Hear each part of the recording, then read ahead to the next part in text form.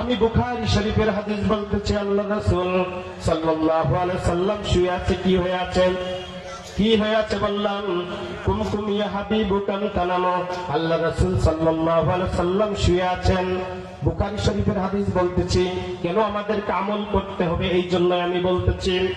আল্লাহ রাসূল সাল্লাল্লাহু আলাইহি সাল্লাম শুয়ে আছেন, এমন মুহূর্তে রাত গভীরে দুইজন ফেরেশতা চলে আসলেন।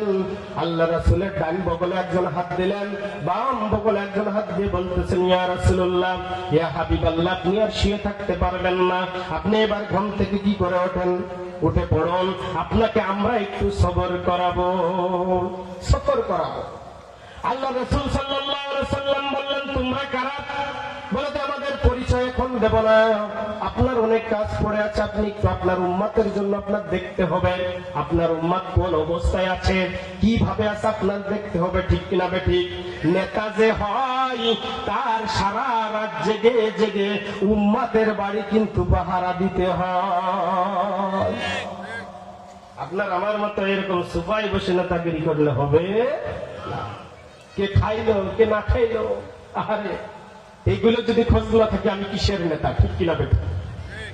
আল্লাহ রাসূল সাল্লাল্লাহু আলাইহি সাল্লাম বললেন, তোমরা আমাকে কোথায় নিয়ে যাবে? বলে যে, ইয়া রাসূলুল্লাহ, ইয়া হাবিবাল্লাহ, আপনি আমাদের সাথে চলেন। আল্লাহ রাসূলকে এইবার দুই বগলের ভিতর হাত দিয়ে ফেরেশতারা দুইজন নিয়ে চলতে শুরু করলো। এইবার যেতে যেতে দেখে যে একজন লোক কাত হয়ে শুয়ে আছে। কি হয়ে শুয়ে আছে? কি হয়ে শুয়ে আছে? কাত হয়ে শুয়ে আছে। ভাইরে, কেউ যদি আমার আলোচনা শুনতে হয় তাহলে কিন্তু আমার প্রশ্নের জবাব দিতে হবে। যদি আপনারা প্রশ্নের জবাব না দেন তাহলে আলোচনা কিন্তু আমি মজা পাবো না, ঠিক কিনা? প্রশ্ন করতে যে কটা প্রশ্ন করব প্রত্যেকটা প্রশ্ন কিন্তু আপনারা মনে রাখবেন। কথা বুঝতে পেরেছেন?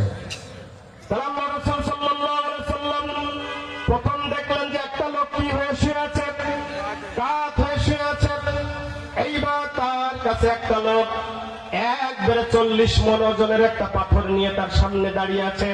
ওই পাথরটা যেই ব্যক্তি কাত হয়ে শুয়ে আছে তার মাথায় মেরে দিচ্ছে, মাথা চূর্ণ বিচীর্ণ হয়ে যাচ্ছে।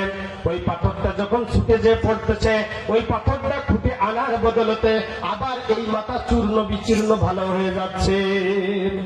আল্লাহ রাসূল বললেন, ভাই এরা কারা এবং এদেরকে কেন এইভাবে মারা হচ্ছে?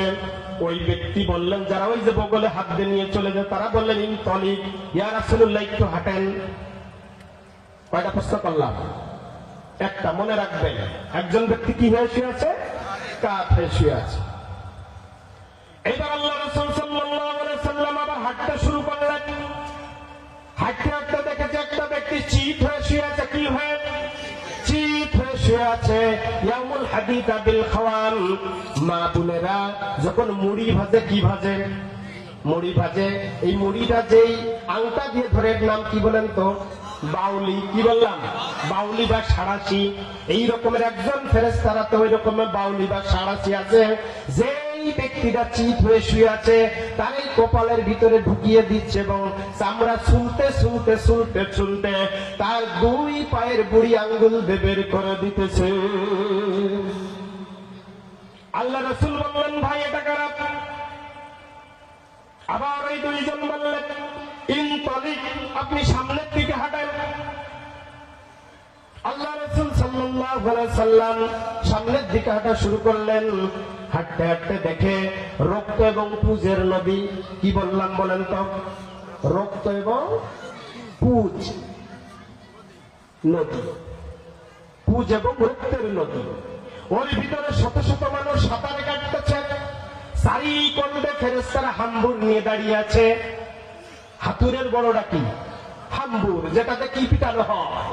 লোহা পিটানো হয়, যেটাতে পাথর ভাঙ্গা হয়, ঠিক কিনা বেটা? চারিকোণে ফেরেশতারা কি হয়ে আছে? ওই হাম্বুর নিয়ে দাঁড়িয়ে আছে। ওই রক্তের নদীতে সাঁতার কেটে যখনই কিনারায় আসছে তখন হাম্বুর দিয়ে বাড়ি মারতেছে। আল্লাহ রাসূল বলে, আইনামা তাকুন ইলাল্লাহ বাদাল খামারা ইরাসে কারা। আবার তারা বলে, ইনতলিক, আপনি সামনের দিকে হাঁটেন। কয়টা হয়েছে প্রশ্ন? মনে রাখবেন কিন্তু, কারোর জাতি দিবার না। মাশাআল্লাহ। ইনতলিক আপনি সামনের দিকে হাঁটেন। আল্লাহ রাসূল সাল্লাল্লাহু আলাইহি সাল্লাম সামনের দিকে হাঁটতে শুরু করলেন। এইবার হাঁটতে হাঁটতে নারু মিন হুদুনিল উনুন, এমন একটা চুলা দেখলেন যেই চুলাটার মুখ হচ্ছে সংকীর্ণ মানে ছোট, কিন্তু ভিতরে ভীষণ গভীর বা চওড়া। ওই চুলার ভিতর শুধু আগুন আর আগুন। ওই আগুনের থেকে আওয়াজ আসতেছে, ইয়া নাফসি, আমাকে বাঁচাও, আমাকে বাঁচাও। আল্লাহ রাসূল সাল্লাল্লাহু আলাইহি সাল্লাম ওই চুলার দিকে হাঁটিয়ে গেলেন। চুলা বোঝেন তো, আকা আকা বা উনুন, ওই উনুনের দিকে হাঁটিয়ে চলে গেলেন। আল্লাহ রাসূল দেখলেন কিছু যুবক এবং যুবতী ন্যাংটা হয়ে ওই আগুনের ভিতরে আউমাউ করে পড়তেছে আর বলতেছে, বাঁচাও বাঁচাও। আল্লাহ রাসূল বলতেছেন, ইরা কারা, ইরার কি হয়েছে? তখন আবার ফেরেশতারা বলতো, ইনতলিক, আপনি সামনের দিকে চলেন। আল্লাহ রাসূল সাল্লাল্লাহু আলাইহি সাল্লামকে নিয়ে চললেন, আবার সামনের দিকে চললেন। দেখলেন বিকট আজ একজন লোক, ভীষণ ভয়ঙ্কর চেহারা, তার দাঁতগুলো বের হয়ে আছে, চক্ষু যুগল এমন আগুনের মতো টকবক টকবক করতেছে, দেখতে যেন চক্ষু দুটো বের হয়ে আসবে। তার হাতে বড় বড় হাতুড় আছে বা কাঁচি আছে, আর তিনি হাতে খড়ি দিয়ে আগুনের ভীষণ একটা উনুন জ্বালাচ্ছে, মানে আগুনের একটা গাদি জ্বালাচ্ছে, আগুনের একটা পাহাড় জ্বালাচ্ছে। আগুন মাঝে মাঝে লাল হচ্ছে, মাঝে মাঝে হলুদ হচ্ছে, মাঝে মাঝে লাল এবং কালো হয়ে যাচ্ছে। আল্লাহ রাসূল বললেন, ওই ব্যক্তিটাকে যিনি আগুনে এইভাবে জ্বালাচ্ছেন, ফেরেশতারা বলতে, ইনতলিক, আপনি সামনের দিকে হাঁটেন। কয়টা হলো? হ্যাঁ, কয়টা? 5টা। প্রিয় ভাইয়েরা আমার, আল্লাহ রাসূল আবার হাঁটতে শুরু করলেন। হাঁটতে হাঁটতে যে দেখলেন বিশাল একটা বাগান, এত সুন্দর একটা বাগান। ওই বাগানে আঙ্গুর ফলের বাগান আছে, কমলা লেবুর বাগান, আপেলের বাগান। ওই বাগানের ভিতরে একটা লোক বসে আছে। যেই লোকটা বসে আছে, ওই লোকটা এমন ভাবে বসে আছে, তার মাথাটা প্রথম আসমানে যে ঠেকে গেছে। বলেন সুবহানাল্লাহ। শুধু বসেই উনি ক্ষান্ত হয় নাই, এত বড় মানুষ যে যিনি বসে আছে মাটিতে এবং তার মাথাটা কোথায়? আসমানে যে ঠেকেছে। আর ছোট ছোট বাচ্চারা তার সামনে আল্লাহ আল্লাহ জিকির করতেছে আর কোরআন পড়তেছে। বলেন সুবহানাল্লাহ। আল্লাহ রাসূল জিজ্ঞাসা করলেন এই ব্যক্তিকে, আবার ফেরেশতারা বললেন, ইনতলিক, আপনি সামনের দিকে চলেন। কয়টা হলো? এই কয়টা হলো? আল্লাহ রাসূল আবার সামনের দিকে গেলেন, দেখলেন যে একটা বিশাল একটা বড় গাছ। কি বললাম বলেন তো? বড় একটা গাছ। আল্লাহ রাসূল দেখলেন ওই গাছে একটা সিঁড়ি আছে, ওই সিঁড়ি বাইতে বাইতে আল্লাহ রাসূল গাছে উঠে গেলেন। দেখলেন যে ওই গাছের উপরে দারুণ একটা ঘর আছে। ওই ঘরের ভিতরে আল্লাহ রাসূল কি করলেন? প্রবেশ করলেন। প্রবেশ করে ঘরের ভিতরে দেখলেন বিশাল একটা শহর। ওই শহরে কোনো মাটির শহর না, কোনো লোহার শহর না। ওই শহরের প্রত্যেকটা বাড়ি, ঘর, দরজা সোনা এবং রূপো দিয়ে ঘর বাড়ি তৈরি করা। বলেন সুবহানাল্লাহ।